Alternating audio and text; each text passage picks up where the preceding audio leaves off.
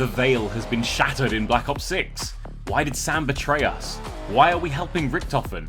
And what on earth was that Xerex boss fight? All that and more as we delve into the insane story of the latest Zombies map, Shattered Veil. Let's recap a bit, shall we? Like always, let's start with a quick recap. If you want a more detailed retelling of the story in Black Ops 6 Zombies so far, check out my last video on the Tomb, where we ran through the Chaos storyline as well. Our team is fresh out of prison, 5 years after Samantha Maxis sacrificed herself into the Dark Ether. They were imprisoned by Edward Richtofen, who kept them on Terminus Island as revenge for Weaver and Maxis unknowingly carrying out a botched assassination on Richtofen. Instead, they accidentally killed Richtofen's wife and son, Mary and Samuel, by setting fire to their house, not knowing the two were still at home. After the Liberty Falls facility was destroyed by an AI version of Maxis, created by Richtofen, our team broke out and travelled to Avalon, where we learnt Gabriel Kraft, the professor from Vanguard Zombies, was Richtofen's adopted father. Then they went to the Tomb, a dig site nearby where we finally obtained the Sentinel artifact, one of 4 that trace their origins back to the Chaos storyline. Again, I really recommend watching my last video, where I do a full timeline on how the Chaos storyline links into this new story. We also learnt that Richtofen was doing research into cloning. The map is located at Liberty Falls, up at S.A.M's Folly, the mansion Richtofen was using as a base for Project Janus. The mansion was built upon the Serpent's Mound, a place known throughout history to call out to people from the darkness. Some natives lived there before a cultist group, their leader being Josiah S.A.M, killed them and built the mansion. S.A.M was being called out to by the dark ether god Cortifex. Cortifex was one of the old gods seen in Vanguard Zombies, and was using S.A.M to escape the dark ether. The cult had been communing to Cortifex through a large statue in some caves under the mansion. The statue was of an ether worm, Orcus, the large snake-like creature from MWZ. The Orcus likely created these tunnels. S.A.M was using an unknown device to open up a gateway for Cortifex, but Cortifex betrayed them after promising eternal life. They were all turned to stone, and the entrance to the tunnels was buried. The town of Liberty Falls assumed they'd commit mass suicide, but no bodies were ever found. The device S.A.M used to free Cortifex was a gold plate, with crystals around the outside and a mysterious orb shape in the middle. Cortifex was defeated years later by the Vanguard strike team after becoming the Archon, and fell into a pit in the Dark Ether, meaning that he is very much still alive and was also hidden when Zykov, or the Forsaken, started killing and absorbing all of the other Dark Ether gods. After S.A.M, the mansion was bought up by a series of billionaire owners, all coming to strange deaths, and the mansion became known as the Murder Mansion. Around the time of Vanguard Zombies, when Cortifex was defeated, the mansion became abandoned due to his absence. Richtofen decided to build his base there after a young physicist carrying out her PhD recorded some strange but specific readings from the building. Richtofen recognized these as temporal anomalies.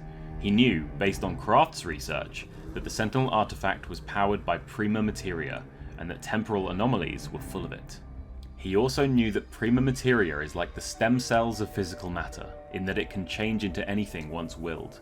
This would mean he could reform his wife and son and bring them back from the dead. The mansion had 3 key paintings up, all portraits of previous owners of the house. Using the paintings as doorways, Edward discovered that mirrored dimensions existed in the mansion, known as liminal spaces. He opened them with a large amount of power and the device S.A.M tried to free Cortifex with. These liminal spaces were also a glimpse into the past of whoever's painting it was. The area was made up of prima materia, which could be harvested once the painting's muse was killed in a trial. Unfortunately, they appeared as elite zombies, and would then kill the Janus staff who entered. The last time it was used, the device temporarily shattered space-time, although it isn't quite clear what that means. At the same time, Richtofen had other ideas for bringing them back. One such method was cloning, which was mildly successful. Dr. Modi, the lead scientist on Terminus Island, was conducting these experiments for him, and was probably the reason Maya's brother was abducted. One clone of Richtofen's son Samuel was actually brought to him at Liberty Falls. The child's room in the mansion was made for the clone, but, as Edward points out, he had the body but no soul. The clone was weak, pale, and fragile, and ultimately euthanized at the request of his father. To achieve these feats, Richtofen wanted to harness the power of the Dark Ether, and had already, during the events of Cold War, been doing this. He had experimented and tortured Samantha Maxis after her powers had awakened, and created a copy of her memories and her mind. This was then implanted into an AI known as S.A.M. S.A.M helped Edward as a supercomputer, but was also being used to create an artificial consciousness that could then be perfected for his wife and son. S.A.M learned about the Sentinel artifact from Richtofen. She was instructed to delete the conversation from her memory banks, but didn't. Just before the Liberty Falls outbreak, S.A.M had been asking Edward about making her a real, physical body, as she had memories of existing in the original Maxis, but also of this digital self, and it was driving her insane. Edward refuses, and eventually S.A.M became uncooperative and was planned to be phased out. Then she took control of the facility. We also know that Richtofen owned a dog that he kept outside of the mansion.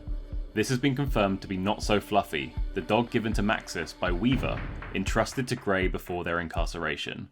The dog's current location is MIA. Now, to the events of the actual map. Our team arrive and S.A.M informs them that they will need to make their way to the elevator to meet with her, with the promise of bringing back Samantha Maxis' memories from the past at the moment that she entered the Dark Ether, and implanting them in a new physical body. From there, she says that the Sentinel artifact needs to be charged with prima materia, so sets them to open up the liminal spaces and defeat the elite zombies inside. They also locate and build 3 elemental ray gun Mark IIs. With the 3 spaces opened and the 3 elites killed, the artifact is then charged and the ringed receptacle filled out. During this, Richtofen, from an unknown location, reaches out to our team to warn them that S.A.M has her own plans for the artifact and can't be trusted. Obviously, the team don't believe him and give it to her. Once obtained, S.A.M betrays our team, but shows them kindness by not killing them, because they were kind to her. Instead, she teleports them into the same liminal space Richtofen was sent to in the Liberty Falls cutscene. I've looked around the map and I don't think we can see this painting anywhere in it, but if you find it, please let me know in the comments. Richtofen reveals to Weaver that it was his family he and Maxis accidentally killed, which Weaver didn't know, and was the reason Richtofen, as director of Requiem, chose Weaver specifically. He reveals his intentions of bringing his family back, and then gives them a proposition. Either Weaver can kill Richtofen as revenge right now for imprisoning them, or he can use the ray gun on Shem's device and help them escape. I highly suspect the reason Weaver let Edward live was because he now understands why he tortured them, and would probably have done the same thing if given the chance. Weaver fires at the device, and they jump back through the painting. However, a massive amount of residual temporal energy is released, and it envelops the T-Rex skeleton, turning it into the Z-Rex. There isn't much lore-wise to talk about with the Rex, other than it's an awesome concept, and I knew from the moment that we saw it in the Liberty Falls cutscene back in August that it would be eventually paid off. It was so well worth the wait, and fun fact, it was also coded single-handedly by one guy named Andrew Hoyt. He's an absolute legend. Richtofen helps the crew to kill it, and it returns to just bones. He's helped up by Carver, and an understanding of usefulness is made between them. They must work together to stop S.A.M from creating a body for herself, and harnessing the Dark Ether energy just like her original. Richtofen tells them Janus Towers, the power station providing power to the town and the mansion, has ether reactors that have started to melt down. They then walk towards the towers, implying the location of the next map. We also now know, thanks to Blanchard's report, that Panos was seen entering Janus Towers just before it started melting down. Panos was almost certainly talking to Cortifex in Liberty Falls, just as Shem was. Panos describes him as a master of the Dark Ether. He also mentions wanting to become his agent, just like Shem and Von List. This could lead to a S.A.M versus Richtofen versus Cortifex versus crew standoff. The map and its story was phenomenal, but I'm still a little disappointed we didn't get a follow-up just yet on Ava from Modern Warfare Zombies, who went missing in Liberty Falls 30 years after these events. Hopefully, we can get some sort of resolution in the next map, as time travel has been a zombie staple since Black Ops 1. And that's everything you need to know. I assume the next map will be a little bit smaller, just like the Tomb, but with 2 or 3 seasons left for Black Ops 6, it's looking like an explosive and exciting finale. Thanks for watching. And now, let me get back to my Chaos Timeline video.